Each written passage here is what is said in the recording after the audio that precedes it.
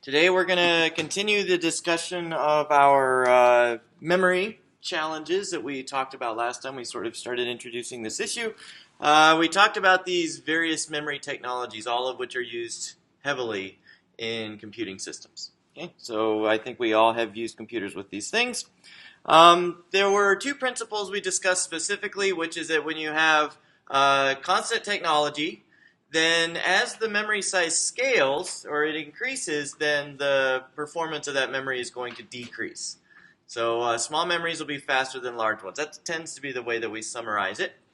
We can usually make larger memories from denser technologies as well, but remember that as it gets denser, then we have to be more clever about accessing individual bits, and so that makes the overhead of accessing it tend to become more costly as well. Although we do notice also an interesting thing that we can read like a whole block of data for incrementally only slightly more time than the first thing that we access. We'll talk about that at some point in the future as well. But we talked about those things last time, and we use all of these things, and we had this comparison that we showed you, which was how fast these various kinds of technologies are and how expensive they are, and it's just quite shocking the disparity between them. But then we looked at processor performance and talked about how, given the way that the processor is executing, you've got quite a delay talking to these various memories. And it gets worse and worse the larger the device and so forth. So hard disk, if every clock were a second, then a hard disk access would take 1 to 3 years. And clearly we don't want our processor waiting around doing nothing while that disk is producing data. So it gets even worse. This is a chart that shows the difference between processor performance and memory performance. And you notice something disturbing. Processor performance is growing faster than memory performance. And then you notice something else disturbing about this chart. It's a log scale. Well, I'm sure there's a label in the book that this is from. So if you want to buy Hennessy and Patterson's book, you can go look it up and see exactly what this chart is labeled. But it's a log scale. And so this gap has been growing dramatically over the years that we've been going. Okay? So processor speed's been growing by about 60% a year. DRAM speed's been growing by about 8% a year. And so we have a major issue with how to bridge the gap in performance between the processor, how do we keep the processor supplied with information, and memory. Okay? So we would love to have a really fast, really large memory. If we're sitting there daydreaming and saying, wouldn't it be nice if, then the answer would be if we had a really large memory, like the size of DRAM, but the performance of SRAM, or faster. Okay? And we're just, the bottom line is we're not going to get it with a design where we connect the processor directly to DRAM. Okay?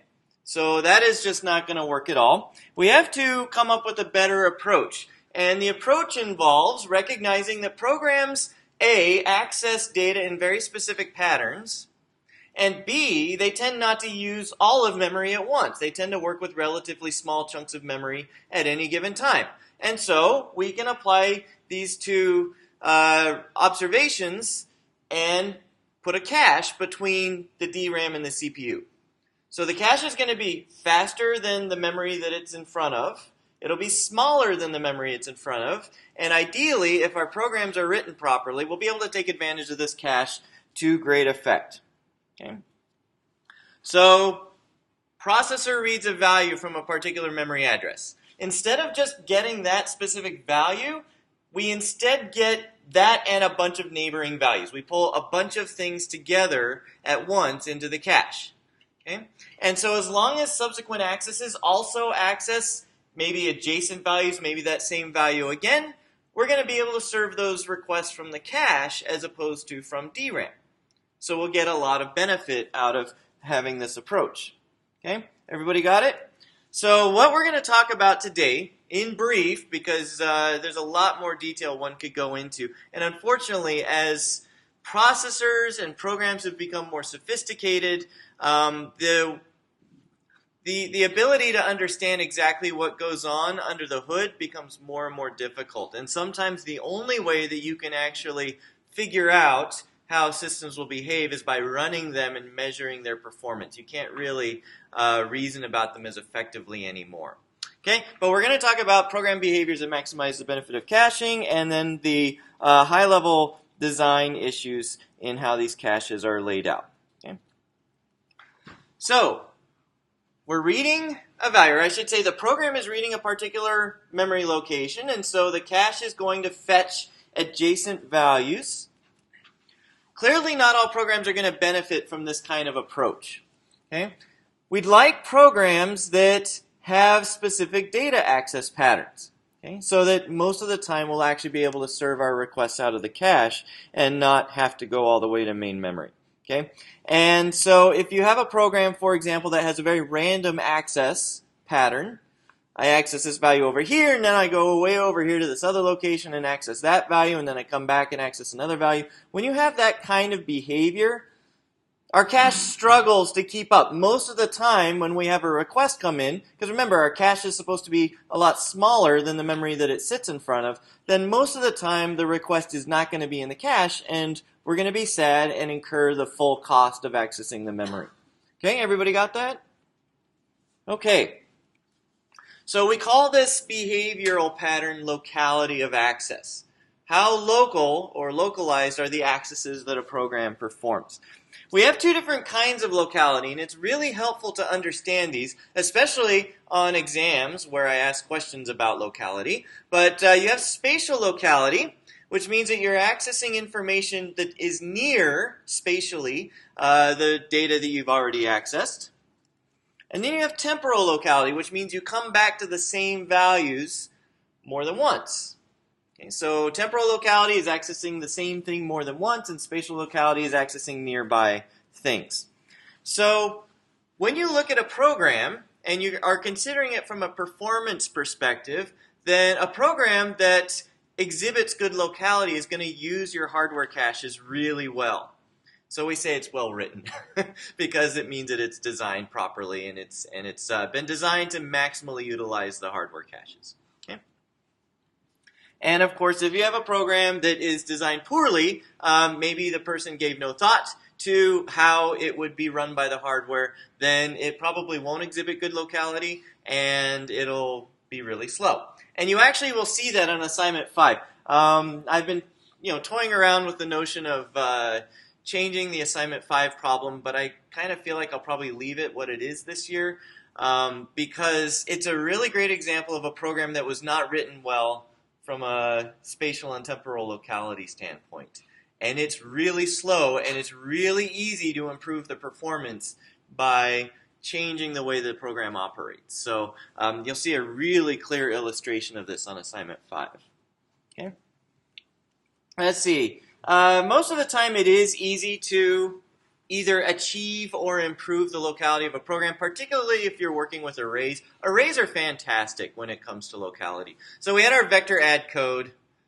This has really good spatial locality because we're just accessing things in sequence. I access a value, and then I access the very next thing, and then I access the very next thing.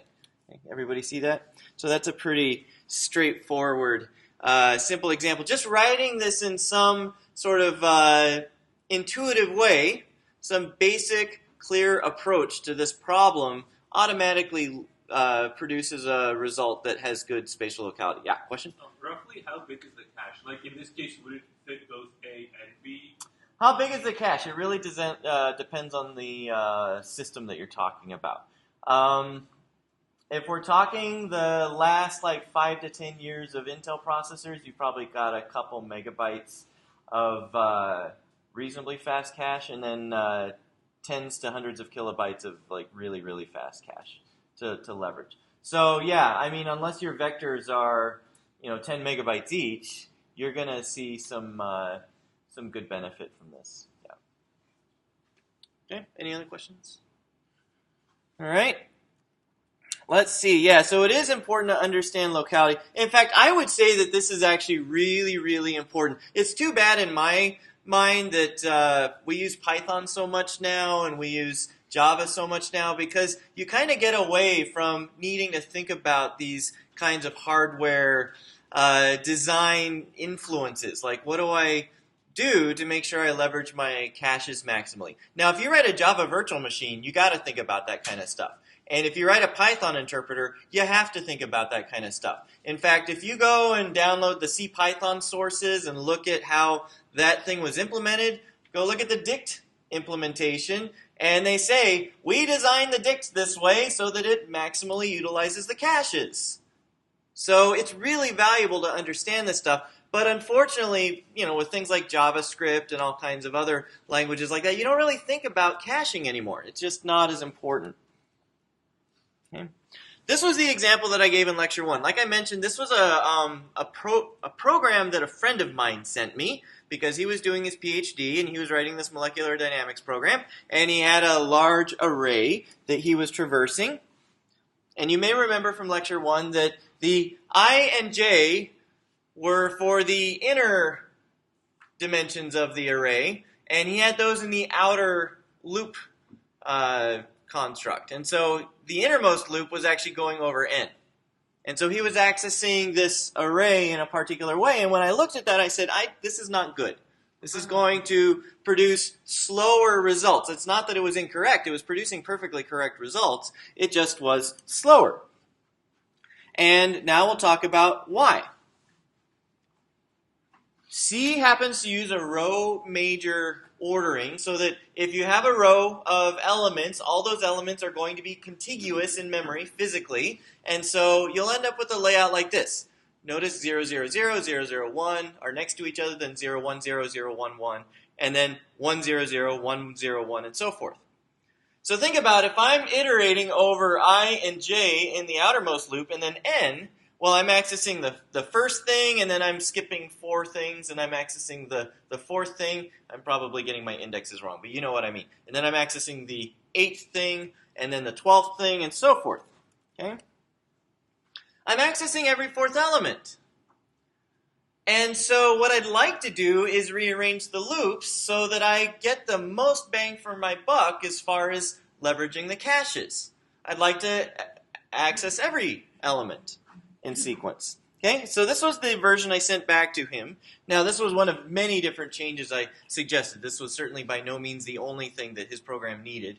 It was a very computationally intensive program, and one of the things we did was actually change over to the Intel compiler because it can do a lot of clever tricks. But anyway, you can see that now with n on the outermost loop and then I and j, now we're accessing every element in sequence. So every time we access something, remember, the cache is pulling a block of data from the next level in the memory, and then I can access each one of those elements in sequence because I'm not taking big hops. I'm just accessing the very next thing. Okay, does that make sense? So this is the kind of thing that you think about when you're writing programs in C and C++, and you expect them to do a lot of computation, run for a long time. Now, we have names for these access patterns. We call that a stride 1 reference pattern when we're accessing every word in sequence. Okay? That means that we have really good spatial locality. Okay. Now, if you were accessing the same thing 3 or 4 times, you wouldn't really say stride 0 because that doesn't really make sense, but you would say that there's also a lot of temporal locality in that case. Okay, but here we say the vector sum program has a stride 1 reference pattern. That's going to be nice and fast. The updated version of the molecular dynamics program had stride 1. If we access every kth element, typically we're talking in terms of words, so processor data bus size words, then we call it a stride k reference pattern if we're accessing every kth element. Okay. So that's not ideal when we have a large stride. Okay, and so like I say on the slide, generally as the stride increases, the program locality is going to decrease. Now, processors have gotten crazy smart. We had a really fantastic assignment 5 before. Everybody loved it because it was kind of a nice break after assignment 4 and 3 in the midterm, where it would matrix transpose. Processors got too smart and they started doing speculative prefetches of data. And so this problem that we're talking about kind of goes away if your program is really predictable. But you're still going to get a huge benefit from doing small stride references, because even if the processor is prefetching, it still is extra work it's got to do, and the less work you got to do, the faster you'll be. Okay. So 1D arrays, easy to achieve stride 1, at least I sure hope so. And if you have multi-dimensional arrays, then you have to think a little bit, but you may have a situation, for example, like if you're doing a all points shortest path algorithm in a dense matrix representation of a graph or something. Well, then it's going to be a little bit more interesting to think about how to achieve a good locality of access in that program. Okay? All right. There's some really cool research papers about this kind of thing. One of my absolute favorites is how to take a matrix multiply and make that really cache friendly. I've wanted for years to put that on a final exam, but it's a bit too complicated, so I don't think I'm going to do it. But there's a way of sort of taking these algorithms and looking at them in a particular way that is focused on caching and transform the algorithm into something that's very cache friendly. So there's some really interesting research papers out there about this kind of thing. Okay, so we have an external SRAM cache between the processor and the main memory. We decided that this would be a good idea, but SRAM is still slow compared to the registers. Okay, so SRAM may be anywhere from 1 to 30 clocks. I mean, it's not uncommon to see specs saying, oh, this cache takes 5 clocks, this cache takes 14 clocks to access. Registers are right there on the processor. Remember, this is a small memory, it's SRAM, and it's going to be fast, it's going to be right next to the ALUs, and so forth. So, and then if you look at DRAM and the disk, you would say, wow, the disk is horrible compared to DRAM. Yeah, DRAM may be 100 to 200 clocks away from the processor, but talking to the disk, if I ask the disk something, I'm waiting a long time for the answer to come back. Okay? So we could actually apply the same concept of caching between these various levels of the memory system in our computer. And if we do that, we end up with the magical pyramid of memory. So you can see that each level is going to, well, let's say the lower levels are going to be faster and smaller and more expensive. And as we go up in number or down the memory mountain, we get larger memories, we get slower memories, it's cheaper, and we'd like to cache accesses to the next level. Okay? So this is basically what we end up with. At the top of the mountain, or I'm sorry, at the top of the hierarchy, I've got this, there's a problem because there's a memory hierarchy and a memory mountain. We're going to talk about memory mountains in a few lectures, but it's really easy for me to get my wires crossed in there. So yeah, as you go up the memory hierarchy, you have smaller, faster, more expensive, and as you go down, larger, slower, and cheaper. Okay? And then same thing with the right side of this diagram. You have caching occurring at each level. And you probably have already noticed that. You write an assembly function and you want to do some computations. Well, you pull a value into a register, you do some computations with it in the register, you know the instructions are going to be smaller. We've already talked about that. We haven't really talked about it being faster, but now we understand why it would be faster, because the register is in a smaller memory than accessing main memory. And so that becomes a cache for data in main memory. But then you can see that we have these other SRAM caches that sit in between to speed things up even more. Okay? Now, it's probably not quite accurate to say L2 and L3 are off-chip SRAM caches, because we're now getting to the point where we have multiple on-chip SRAM caches. You'll see why when we start talking about some of this stuff. Okay? It makes a lot of sense to have multiple, and a lot of space on a processor layout is devoted to caches, because it's so important for performance now. Okay?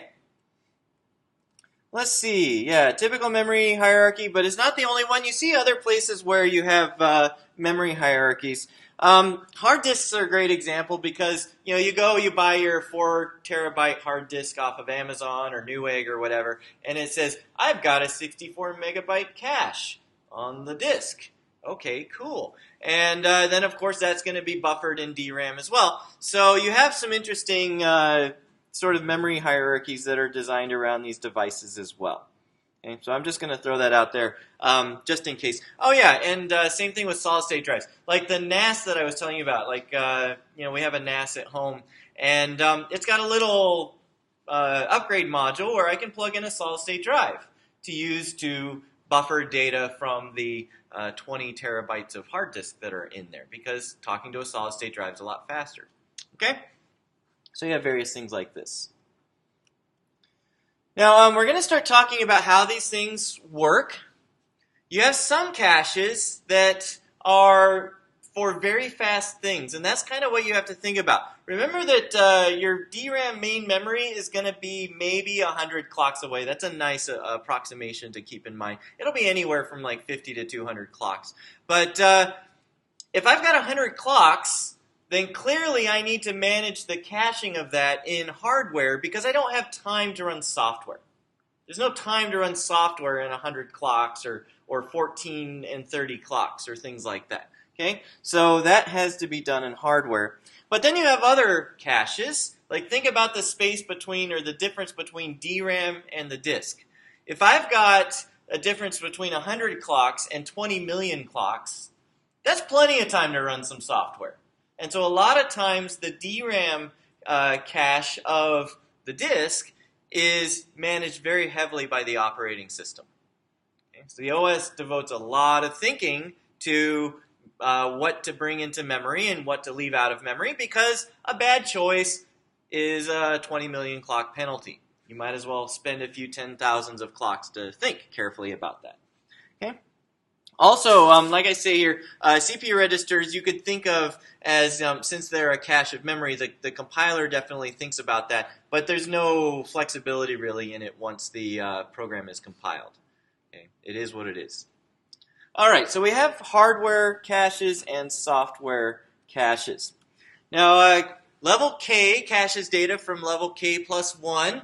So what we have to do is figure out what size blocks we're going to access from level K plus 1 and bring into level K. And so anytime we're transferring data between those two levels, we use that block size. Now, not every pair of levels has the same block size. If you think if registers are a cache of the next level, well, that's one quad word, for example, on x86-64. Below that, for the hardware caches, you'll have a 64-byte block size. Okay? And then when you get from memory to disk, now you're talking about a 4 kilobyte block size. So you can see that the block size varies depending on the circumstance. Okay?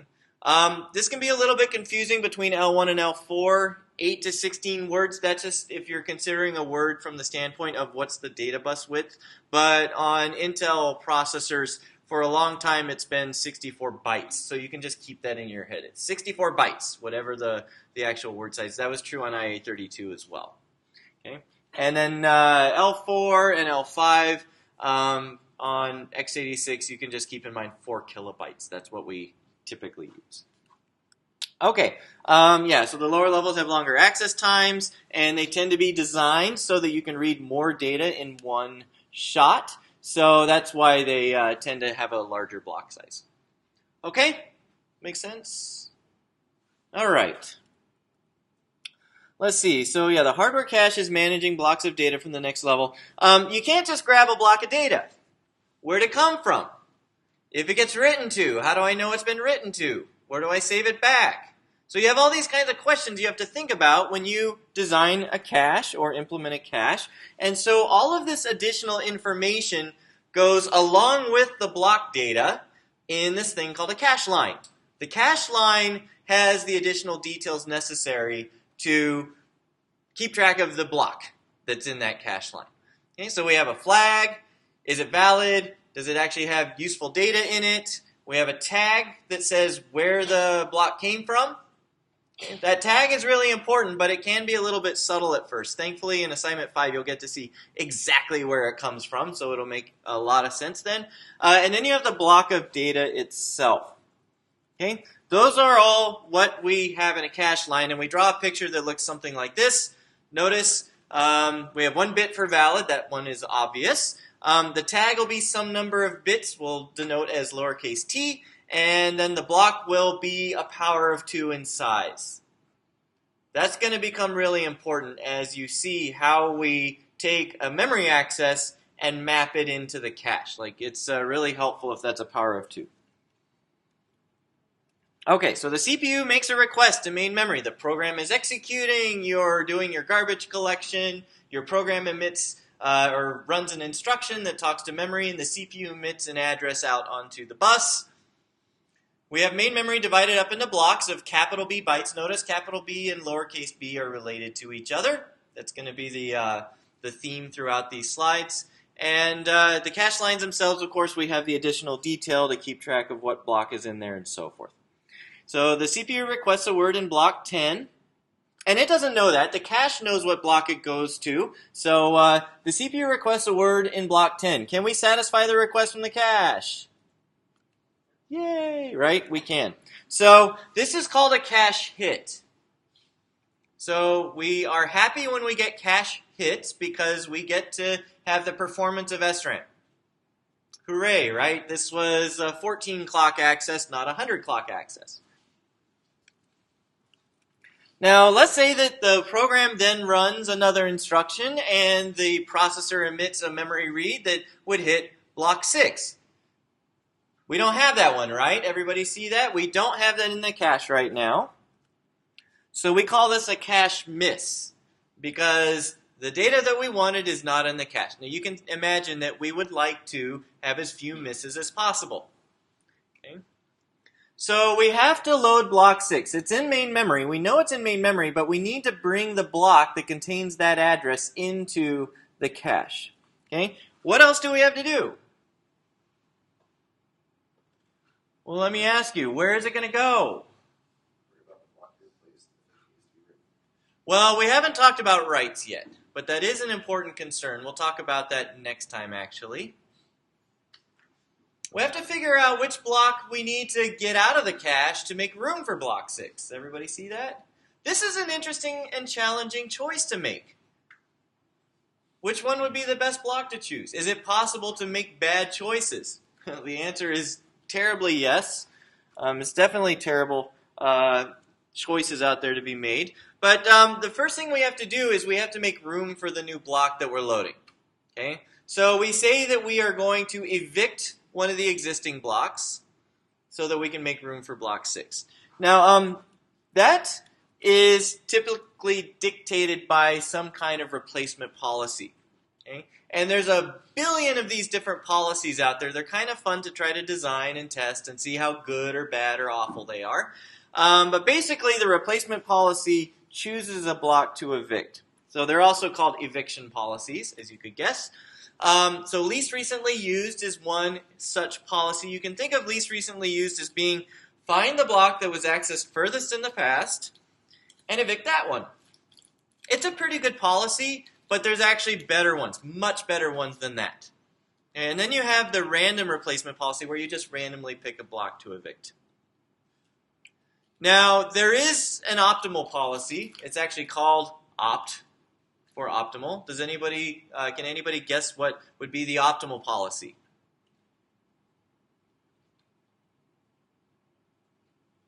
So you have a set of blocks that are in the cache. If you knew which block was accessed furthest in the future, you should evict that one. Unfortunately, that requires you to be able to predict the future, right? LRU is an approximation of that by trying to use the past history to predict the future. The optimal policy also has another name. It's called the clairvoyant policy because you know what's going to happen in the future. But that would give you the absolute minimum possible number of cache misses. It's kind of an interesting policy.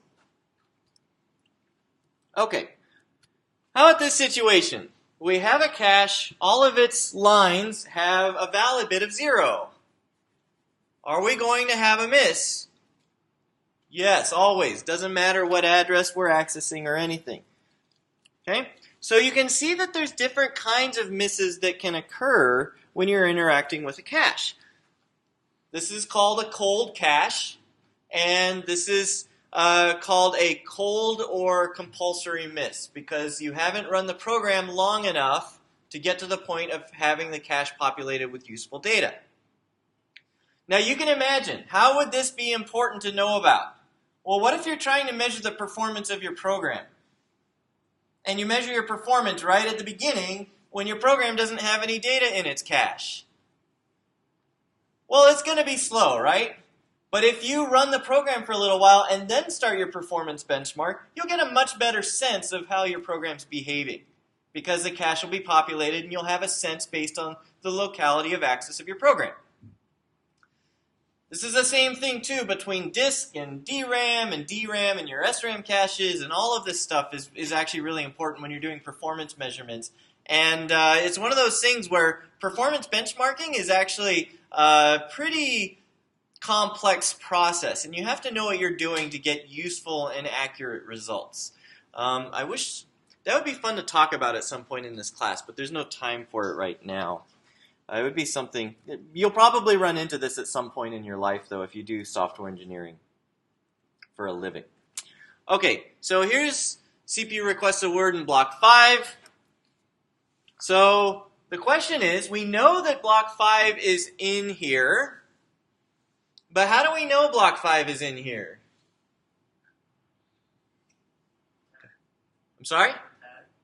How do we know that the block 5 is in this cache? Okay, you guys are getting too detailed. You're distracted by the detail. We know that block 5 is in the cache because we can look with our eyes and the data goes into our visual cortexes. And we see, oh, that block has something with 8 in it, and this one has something with 5 in it. Oh, there's 5. I know it's in there. All right? So the biggest part of what the cache has to do is actually figure out, is this block in the cache, and if so, where? We'll get into the details you guys are talking about. Those are very important details. But hopefully you can see that this is an easy problem for a human being to solve because we just look at it.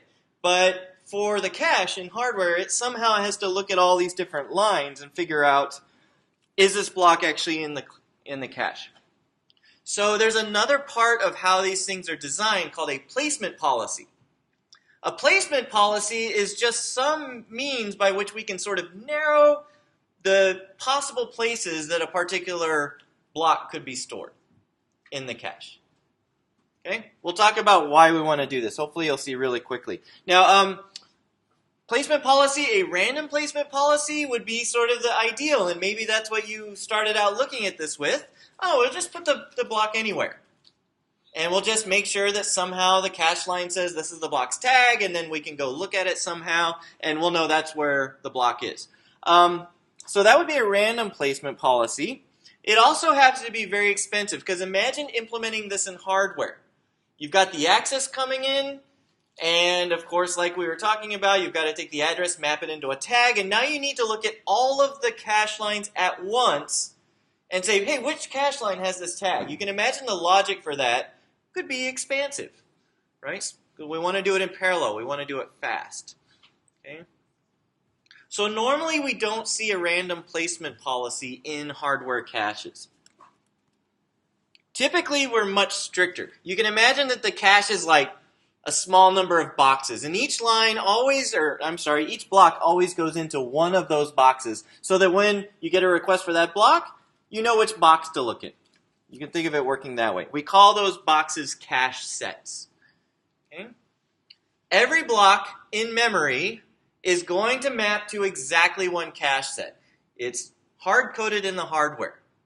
And so that way, when the memory access comes into the cache from the processor, it can look at it and say, oh, this is always going to be in this particular cache set. So it's automatically narrowed down the potential locations where that line could be stored. Everybody got it?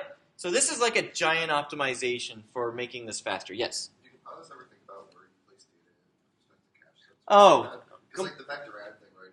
Your AD and output are all in the same cache set. Yeah. So it turns out that compilers think about it a little bit, but not very much, because they would rather, there's this saying that somebody I used to work with would say all the time, and I love it. The best AI walks around on 2 legs.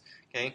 That's us, right? So if you have a problem like that you're trying to solve, The best way to actually solve it is by leveraging the C and C++ compiler guarantees. Like when I lay out a struct, I can put stuff at the front of it, and I know that that's going to increase the offsets of other things. And so there's actually this technique used in slab allocators and operating system implementations where they'll put a little fix-up space at the beginning to shove everything down a little bit. It's called slab coloring. And so if you're interested, you can look up that technique. And the whole idea behind slab coloring is to make sure that different things are going to fall into different cache sets. That was a circuitous way. Take 124. I know, it's like, oh yeah, I'll just sign up for 124 and learn about slab coloring. And suffer, but that's okay. It's fun too. Okay, so there's two extremes that we can have for our cache organization. Again, remember we're talking about hardware caches here. So one extreme would be I have a bunch of cache sets, and each one contains exactly one cache line. That's one option. So every cache set has its own cache line. And then I could also have one cache set with all the cache lines.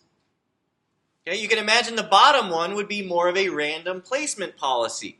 The first one with S cache sets and each one has its own line, that is not random at all. Right? Everybody see that? So we group cache lines into cache sets. Yeah, like I was saying, every block will map to exactly one set. The kind where you have a bunch of sets and each set has one line in it, that's called a direct mapped cache. Because every axis is directly mapped to a single cache line. And it's really easy to tell if the block of data that you want is in the cache because you go look at the cache set, it's only got the one line in it, you check the tag of the block that's in the line, check the tag of the data you're accessing. If they're different, it's not in the cache. Hardware for that is really easy, right? You just do some like bit stuff and junk. Okay? You check the one tag and you're done. Fully associative cache. Well, you've got the one set with all the lines in it, and so you get your access, you figure out the tag for the access, now you got all these lines you got to check. Which one of these lines has the tag that I want, or do none of them have it, and then I have a miss. So you can see the logic for supporting a fully associative cache is going to be much more complex than the hardware for a direct map cache. Everybody got that? Yes? Does the direct map cache defeat the purpose of having a cache? Thankfully, no, but it is harder to work with.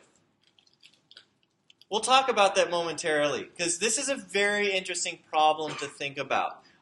Fortunately, all of you are very lucky in that you basically never have to work with direct map caches anymore. Back when I was your age, no, it was a little bit before that even. Like when I was in high school, the computers that you would have direct map caches. And you'd run into some serious problems. Is there another question over here? So anyway, we'll talk about that momentarily. Okay? All right, so yeah, you need to look at all the tags from all the lines in your set, because that takes time. Okay, now we're mapping each access to a cache set, and then obviously that'll be loaded into a cache line somewhere. So direct map caches, yeah, each block goes to a single cache line. So we have a new kind of miss that we can run into. Remember we had cold misses, compulsory misses. We couldn't avoid them. We talked about just sort of general run-of-the-mill cache misses because of the behavior of the program. Well, let's say that this was our cache from before, and we're using a direct mapped placement policy. And so we have 4 cache sets, sets 0 through 3, and each one has a single cache line. And when a block is accessed, we just map that block to the block number mod 4. So we know that's going to give us a number between 0 to 3, and so that'll map to one of our cache sets. Now here's the question. What if we had a program that accessed block 9, and then block 13, and then went back to block 9, and then went back to block 13? What do we have? Sadness, right? That's what we have, sorrow. Well, human being, like the computer doesn't care. It's just like, oh, they're doing a lot of work. Computers are great, that they do not get bored.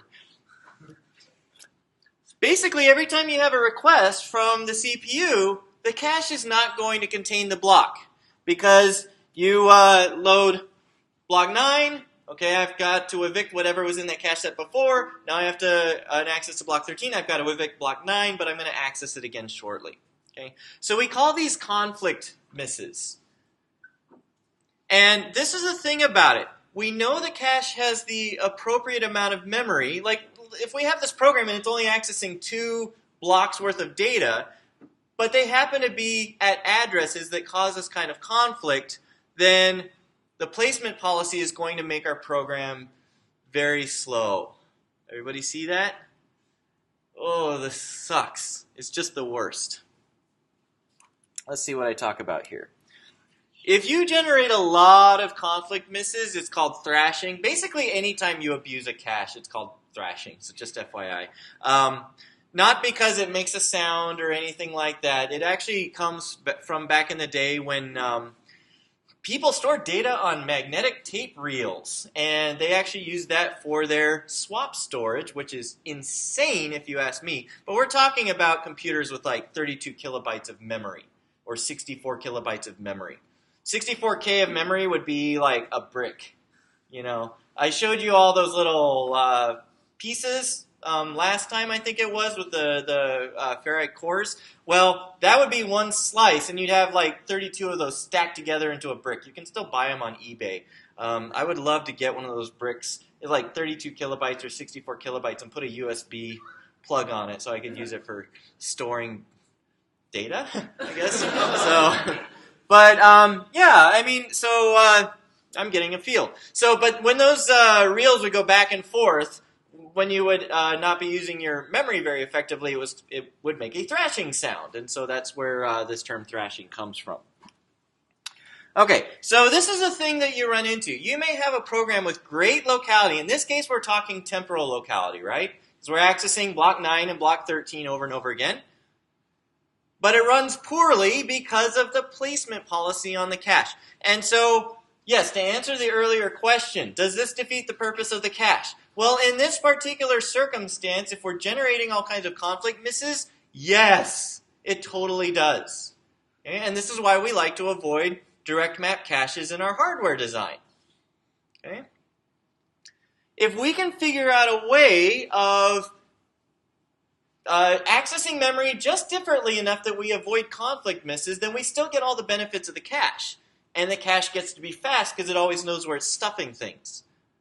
But if we have a program with one of these kinds of behaviors where it happens to hit just a few cache sets instead of all the cache sets, then we start being really sad. Okay? That's why I'm so sad that we don't have that assignment anymore that we used to have, because when you do the matrix transpose, you would see the performance decrease as you increased your stride, but then you would see these weird like non-continuous spikes in the memory performance. Like it would get super slow, and you would see all these spikes, and they were power of 2 multiples. And the reason why is because you were starting to get conflict misses at certain matrix sizes. The processor's just too smart to see that stuff anymore. It just makes me really sad. It was a really cool lab. And I don't want you to run something on like a decade-old piece of hardware. It's like, why am I doing this? This doesn't seem relevant. Okay, so cache is designed. Let me actually ask this. I don't want to just blister on. Does anybody have any questions before we go on? Do fully associative caches have a problem with conflict misses? The answer is no. Hopefully I saw some shaking heads, so that was the right answer. DragMap caches and any cache where you have some number of cache sets with some number of cache lines in them can run into conflict misses. Okay, so we have the cache designed to work against the main memory. Again, we're going to keep everything powers of 2 to keep it really simple. Again, you have capital M bytes, which requires lowercase m address bits to access those capital M bytes. Okay.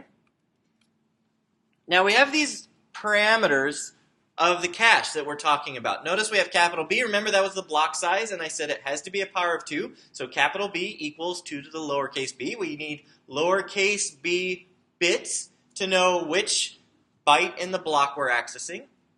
We have some number of cache sets, which we will also keep as a power of 2 to keep life simple.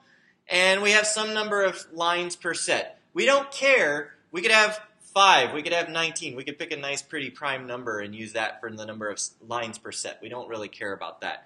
But S and B both have to be powers of 2. Okay?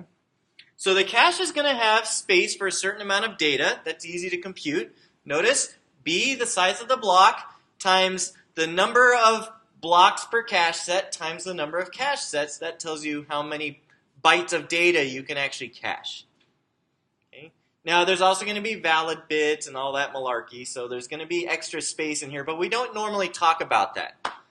You know, when I tell you that, like, x86, like an i7 processor has a 32 kilobyte data cache at level 1 inside the processor, that doesn't count valid bits and tag bits and all of that junk. We're just talking about how much data can be stored. Okay, so here is how we do it. We take a memory address, and we have to figure out how to map that to what cache line might hold that block. And so we take it and break it down. We take the address and we break it down into these various components. What cache set the block is going to live in, what is the tag of the block, and what's the offset within the block that we're accessing if we're so lucky as to have a hit. Okay? So this is the next step. We got to figure out these things. So we have our M-bit address. Now the offset within the block is really easy. That's just the low bits. Okay? Lowercase b bits, that's going to access, if we did 2 to the lowercase b, that many bytes in our block, so we can just use those bottom b bits to access within the block in the cache line. Does that make sense? Good with that? I hope so. The middle S bits we will use to figure out which cache set the block is in.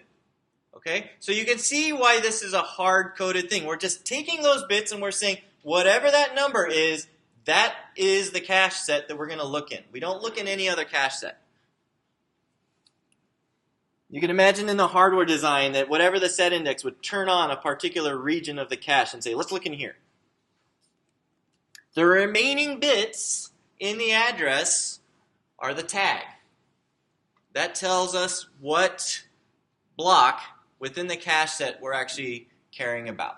Okay? Now here's the thing that you may notice. Can 2 different blocks have the same tag? Okay, yes is the correct answer. Can 2 blocks in the same cache set have the same tag? The answer there is no. So this is what's really nice about this mapping, is that within a particular cache set, you always have distinct tags for block. But across cache sets, you may see the same block number. Okay, it's the combination. Block tag. The combination of tag and set index. Hopefully, everybody can see it. It should be really plain. The combination of tag and set index will uniquely identify the block in memory. Okay. Okay, why use the middle bits for the set index? Well, think about our conflict misses. If the set index was at the top, and you were scanning linearly through memory, you would be accessing a bunch of blocks that were all with the same set index value. So you'd have all those things falling into the same cache set. We would have long runs of addresses mapping to the same cache set. So you would end up with something like this. Even if you had a program that was exhibiting like a stride 1 reference pattern, so good spatial locality, well, they're mapping all to the same set. You have all these accesses are mapping to the same set, so you get all kinds of conflict misses. It's a terrible design. Okay? This is, this is banned. Nobody's allowed to do that. If you use the middle bits, so basically you're choosing the lowest bits you possibly can in the address that aren't in the block itself. As long as you do that, then you end up with good locality even as you scan, you're exhibiting good locality, you're scanning through memory, you know those things are going to fall into different cache sets. So you're going to use all your cache sets. And that's what you want. This is how you get the benefit of a DragMap cache. So even though we have a really simplistic placement policy and we know that the appropriate kinds of accesses would screw us over, if we are careful about how we lay out cache sets in memory and we're careful about accessing memory in our program, then we won't get conflict misses and we'll get the benefit of the cache. Okay? Everybody got that? So you can see that there is a benefit from DragMap caches, but boy, fully associative caches make life a lot simpler. You don't have to think about this stuff. Okay, so cache receives a memory access. It has to figure out the cache set where the block goes, which cache line matches the block, and then access the values in the block. So given how we're breaking down our memory access addresses, you can hopefully see that this becomes really straightforward. You have the cache set index, you pull that out, you go look at that cache set, you look at the tag. Is the tag in that cache set anywhere? You look to see which line it is. If you find a line that pops, then you go and pull the data as specified by the block offset. You just pull it out, or that's where you store it. Okay? Easy peasy. Okay, so here is a DragMap cache. I hope to get through this, so forgive me if I go slightly over. DragMap caches have S sets. Each set only contains one line. So obviously the set index is going to be very important. We take the set index, we figure out which set we're looking at, we compare the two tags. We only have two tags, the access tag and the tag of the cache line. We instantly know whether or not it's in there. Okay? Very fast to map an address to a cache set and very fast to determine if a block is in the cache. Okay? Boom, right? We're done. Now, fully associative cache, we have this unusual circumstance. Where are our set bits? Well, 2 to the something is 1, right? And that's something 0, so we end up with 0 bits specifying the cache set. So we have all of these bits for the tag. So you can see that it's not just that DragMap caches have fewer places to look and so forth. They have less things to compare as well, because some of those bits are used for the cache set. So fully associative cache, so you can see everything's going to be set 0. Obviously, it's fast to map this to a cache set, because there's only one of them. That was dumb, right? But then we have to look at all of the different lines to see which one has the tag we're looking for. And furthermore, the tag is larger than it would have been with a DragMap cache. Okay? So we basically need to look at all of these things and figure it out. Okay, any questions? Yes? There's 2 questions. One of them is, do people have some type of combination of these where you might have caches of some intermediate size with an intermediate number of lines and maybe also some overlap between them? Yes. So that is called a set associative cache, and we'll start talking about that next time. So yeah, it gives you kind of the best of both worlds, we should say. What's your second question? I forgot. I'll remember it. Okay, but yeah, if you look at this and say, wow, those seem like 2 extremes, and neither one is appealing, yes, there is a nice middle ground, and that's what we actually leverage heavily in hardware design. So yeah, something else. Yeah. So the sets are chosen based on the location of the thing that we're trying to access. Would we ever have different sizes of caches and choose where to put something based on how much of it we think we need? Yes, we'll talk about that in a few lectures, actually. Yeah, cool. All right, we'll see you all next time.